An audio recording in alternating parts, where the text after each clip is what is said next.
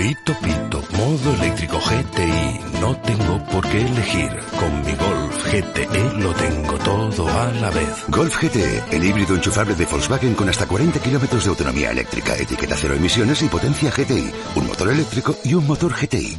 ¿Quién necesita elegir? Volkswagen. Sin complejos, con Luis del Pino. Es radio. Bueno, pues han irrumpido en el estudio dos médicos, no porque yo tenga coronavirus ni nada parecido, sino porque han publicado un libro que se llama Reflexiones con la bata puesta y les he invitado a venir al programa a hablarnos de él. Muy buenos días, don Manuel Álvarez, ¿qué tal está usted? Buenos días, Luis, buenos días a todos los oyentes de radio, con los que echaremos un rato lo más simpático posible. Es usted médico internista y médico psicosomático. Así es, en Sevilla. Y don José Ignacio del Pino, ¿qué tal está usted? Don Luis, encantado de estar aquí en su casa. En este caso, ya saben ustedes que Miguel del Pino, que está en el programa La Jungla de Asfalto, que sigue a este programa, no tiene nada que ver conmigo, pero don José Ignacio del Pino sí tiene algo que ver. ¿Qué pasa, primo? Exactamente. Tenemos la suerte de ser primos. Bueno, es casi su único defecto, ser primo mío. Di que no. Bueno, don José Ignacio es médico psiquiatra en Sevilla también. Y ustedes dos han publicado este libro, Reflexiones con la bata puesta, que tiene un subtítulo pues muy interesante. ¿Sabes cómo piensa tu médico? Y es un libro pues lleno de citas, lleno de referencias históricas. ¿Cómo surge la idea de este libro y por qué lo hacen conjuntamente? Bueno, pues la idea surge, como aquí mi compañero y amigo, el doctor Álvarez, es una persona inquieta en todos los sentidos y se le ocurrió que presentáramos en el Boletín del Colegio de Médicos de Sevilla una colaboración titulada Salud Mental y Humanismo Médico. Y así lo hicimos, llevamos ya 5 años y ahí hay una pequeña selección, hay muchos más. El origen está claro, hoy día tenemos una medicina hipertecnificada, absolutamente modelo house, es decir, en el cual parece que importa mucho la información, no puede ser de otra manera, pero se está olvidando algo que es básico, que es el humanismo médico. Y la idea es retomar, precisamente, recuperar ese humanismo médico sin el cual todo lo demás hace aguas. En el libro, de hecho, hacen ustedes una serie de reflexiones, son artículos muy cortitos, los que recopila el libro, y hacen ustedes una serie de reflexiones, don Manuel, pues sobre cosas que son de sentido común pero que parecen haberse olvidado. Por ejemplo, que una de las cosas que más protege la salud de las personas es el estar acompañadas frente a la soledad, ¿no? Qué plaga la de la soledad actual. Qué cantidad de gentes viven en soledad física y otras muchas en soledad oculta. ¿Cuánta gente nota que, aunque estén acompañados, no son escuchados? Aunque se sientan cercanos o aunque haya un parentesco, no hay explicitación del cariño.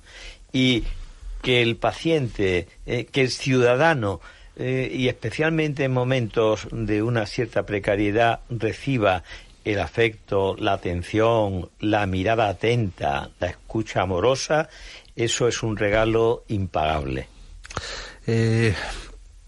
Don José Ignacio, hablan ustedes también en el libro de la virtud terapéutica de la risa y de la sonrisa. Vamos, que el médico no tiene que ser simplemente alguien que te mire a ver qué haces, sino que tiene que transmitir otras cosas. Por ejemplo, que incluso ante una enfermedad pues es capaz de mantener la serenidad suficiente como para sonreír y como para reír con su enfermo, ¿no?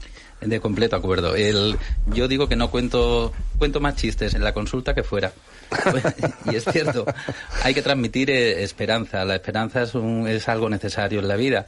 Entonces, había un catedrático de psicoterapia en Italia que decía que la psicoterapia, quien le sirve es al psicoterapeuta para poder estar frente al paciente y mantener la tranquilidad a pesar de las cosas graves que hay, ¿no? Yo creo que es fundamental el que el paciente, en este caso, se sienta acompañado por alguien que mantiene, como bien dices, la calma, y si encima podemos transmitir algo, el sentido del humor es maduro, es terapéutico, es una cualidad adulta, Y yo creo que si alguien tiene la suerte de poder reírse de su propia situación, ya tenemos media curación hecha. ¿Hasta qué punto ustedes, que son expertos en psiquiatría y expertos en medicina psicosomática, hasta qué punto se podría cuantificar qué influencia tiene, pues eso, el que la gente simplemente se sienta bien, se sienta acompañada, sea capaz de reír? ¿Qué influencia tiene eso en los padecimientos físicos? La persona es una.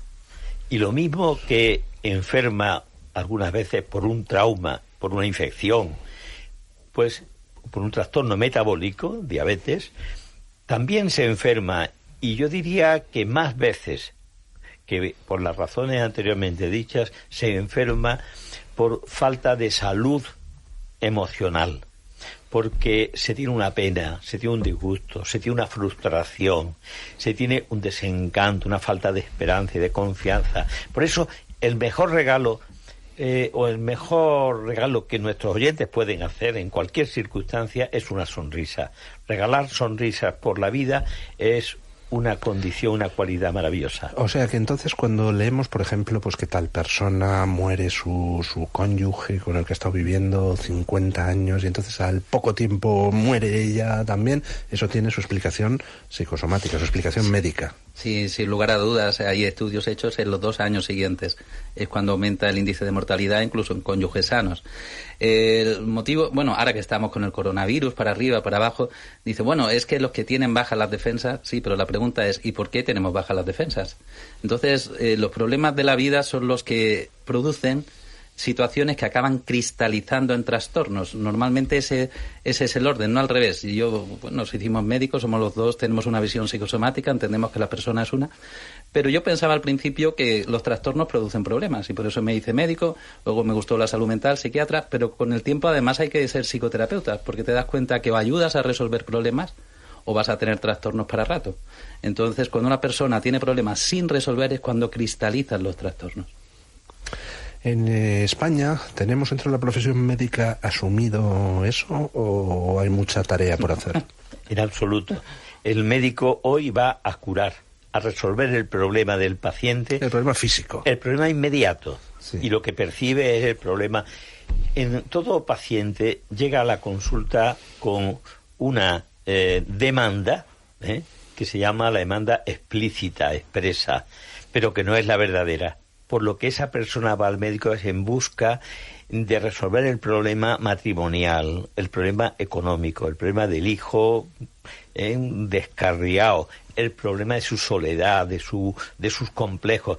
Pero eso se materializa en signos o en síntomas tipo mareos, dolor de cabeza, cansancio, dolor en general, etcétera. La fibromialgia tiene un fondo psicosomático impresionante. El Alzheimer, todas las enfermedades de la fatiga crónica, las depresiones, todo esto, el factor emocional y el factor cognitivo son de la misma o más importancia que la propia salud. ¿Qué habría que hacer en la formación de los médicos, en la formación universitaria, incluir ese tipo de visiones, es decir, el humanismo, o es algo que luego los médicos pueden adquirir por su cuenta o cómo? El enfermo es una persona. El médico debe saber que quien tiene delante, sea de la especialidad que sea, aunque sea un análisis clínico, es una persona, y una persona con las condiciones que tiene la persona, que es que es trascendente, que es masculina o femenina, que tiene salud o enfermedad, que tiene sus características propias, que necesita un otro. Y que hay que pensar de una manera global en esa persona, no Exacto. Simplemente en el síntoma concreto de lo que está diciendo de una determinada dolencia. Si los poderes públicos se diesen cuenta de que el tiempo del médico es de una capacidad terapéutica como la que realmente lo es, no habría la lucha de los 5 minutos, de los 10 minutos, etcétera. Si hubiera menos burocracia y más mirar al enfermo a la cara y ver cómo viene y ver cómo él te ve y ver que le acoges, sería muchísimo más económico. Bueno, pues muchísimas gracias, don Manuel, muchísimas gracias, don José Ignacio. Les repito los datos del libro Reflexiones con la bata puesta, que tiene como subtítulo ¿Sabes cómo piensa tu médico? Autores Manuel Álvarez Romero y José Ignacio del Pino Montesinos, y ya va por la segunda edición y está editado por la Sociedad Andaluza de Medicina Psicosomática. Y supongo yo que si entran en internet, en Amazon, lo pueden encontrar. Se pueden en todos estos lugares.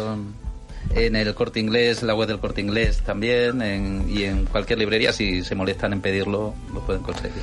Pues muchísimas gracias por estar aquí, muchísimas gracias Luis. A ustedes, queridos oyentes, por habernos acompañado. Gracias por la invitación. Saludos. Les dejo con la jungla de asfalto y mañana volvemos a las 8. Pito Pito, modo eléctrico GTI, no tengo por qué elegir. Con mi Golf GTE lo tengo todo a la vez. Golf GTE, el híbrido enchufable de Volkswagen con hasta 40 kilómetros de autonomía eléctrica, etiqueta cero emisiones y potencia GTI. Un motor eléctrico y un motor GTI. ¿Quién necesita elegir? Volkswagen. Sin complejos, con Luis del Pino. Es radio. Bueno, pues han irrumpido en el estudio dos médicos, no porque yo tenga coronavirus ni nada parecido, sino porque han publicado un libro que se llama Reflexiones con la bata puesta, y les he invitado a venir al programa a hablarnos de él. Muy buenos días, don Manuel Álvarez, ¿qué tal está usted? Buenos días, Luis, buenos días a todos los oyentes de radio, con los que echaremos un rato lo más simpático posible. Es usted médico internista y médico psicosomático. Así es, en Sevilla. Y don José Ignacio del Pino, ¿qué tal está usted? Don Luis, encantado de estar aquí en su casa. En este caso, ya saben ustedes que Miguel del Pino, que está en el programa La Jungla de Asfalto, que sigue a este programa, no tiene nada que ver conmigo, pero don José Ignacio del Pino sí tiene algo que ver. ¿Qué pasa, primo? Exactamente. Tenemos la suerte de ser primos. Bueno, es casi su único defecto, ser primo mío.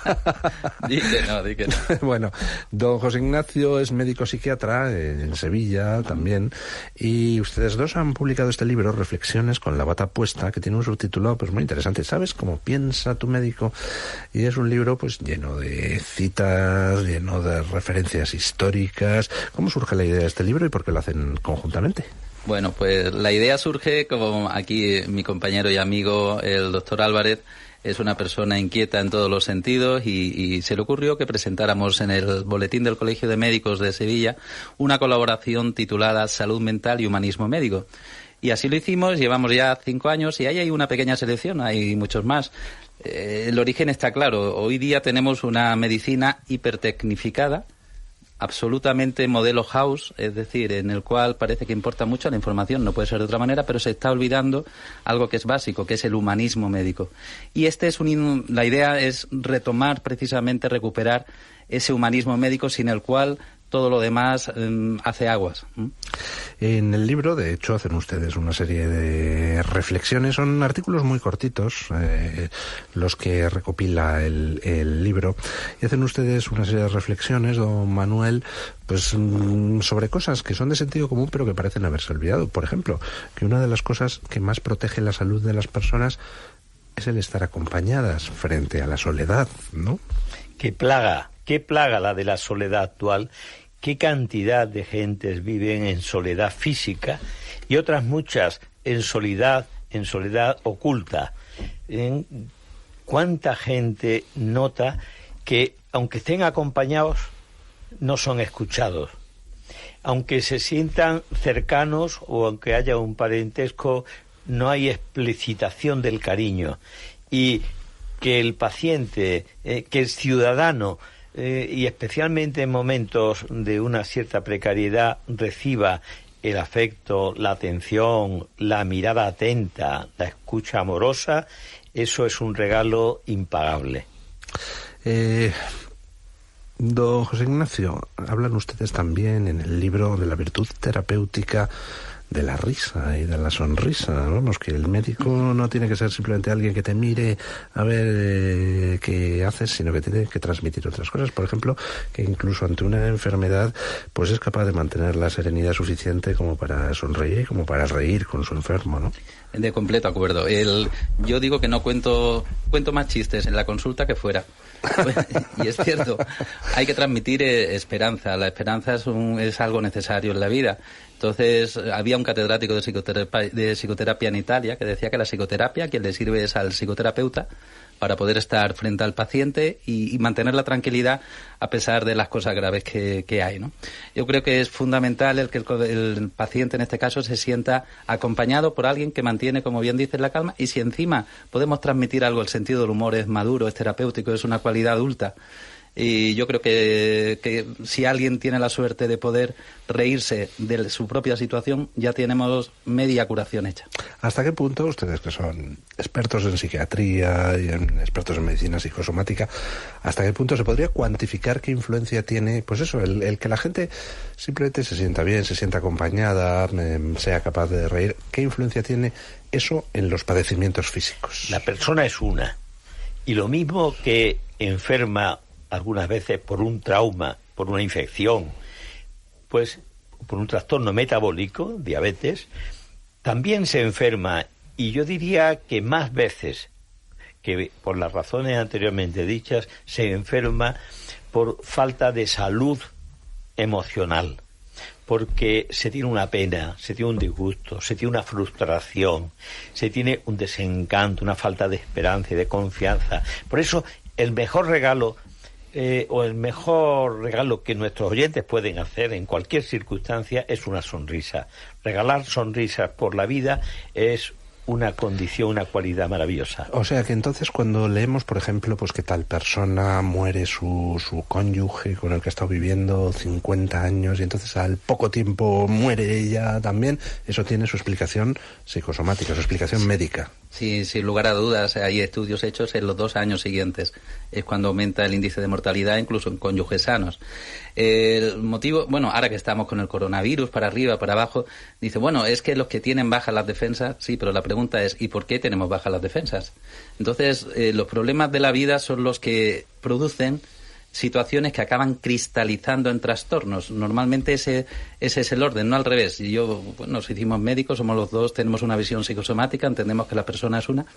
Pero yo pensaba al principio que los trastornos producen problemas y por eso me hice médico, luego me gustó la salud mental, psiquiatra, pero con el tiempo además hay que ser psicoterapeuta, porque te das cuenta que o ayudas a resolver problemas o vas a tener trastornos para rato. Entonces, cuando una persona tiene problemas sin resolver es cuando cristalizan los trastornos. ¿En España tenemos dentro de la profesión médica asumido eso o hay mucha tarea por hacer? En absoluto. El médico hoy va a curar, a resolver el problema del paciente. El problema físico. El problema inmediato. Sí. Y lo que percibe es el problema. En todo paciente llega a la consulta con una demanda, que se llama la demanda explícita, expresa, pero que no es la verdadera. Por lo que esa persona va al médico es en busca de resolver el problema matrimonial, el problema económico, el problema del hijo descarriado, el problema de su soledad, de sus complejos. Pero eso se materializa en signos o en síntomas tipo mareos, dolor de cabeza, cansancio, dolor en general, etcétera. La fibromialgia tiene un fondo psicosomático impresionante. El Alzheimer, todas las enfermedades de la fatiga crónica, las depresiones, todo esto, el factor emocional y el factor cognitivo son de la misma o más importancia que la propia salud. ¿Qué habría que hacer en la formación de los médicos, en la formación universitaria, incluir ese tipo de visiones, es decir, el humanismo, o es algo que luego los médicos pueden adquirir por su cuenta o como? El enfermo es una persona.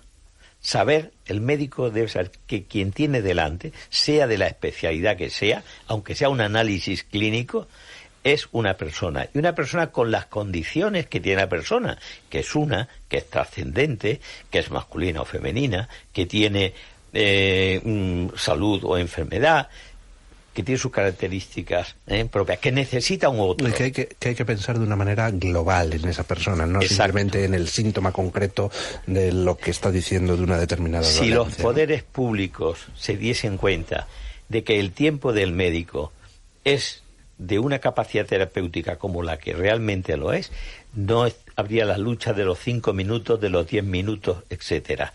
Si hubiera menos burocracia y más mirar al enfermo a la cara y ver cómo viene y ver cómo él te ve y ver que le acoges, sería muchísimo más económico. Bueno, pues muchísimas gracias, don Manuel, muchísimas gracias, don José Ignacio. Les repito los datos del libro Reflexiones con la bata puesta, que tiene como subtítulo ¿Sabes cómo piensa tu médico? Autores Manuel Álvarez Romero y José Ignacio del Pino Montesinos, y ya va por la segunda edición y está editado por la Sociedad Andaluza de Medicina Psicosomática. Y supongo yo que si entran en internet, en Amazon, lo pueden encontrar. Se pueden en todos estos lugares. En el Corte Inglés, la web del Corte Inglés también, y en cualquier librería, si se molestan en pedirlo, lo pueden conseguir. Pues muchísimas gracias por estar aquí, muchísimas gracias Luis. a ustedes, queridos oyentes, por habernos acompañado. Gracias por la invitación. Saludos. Les dejo con la jungla de asfalto oyentes. y mañana volvemos a las 8.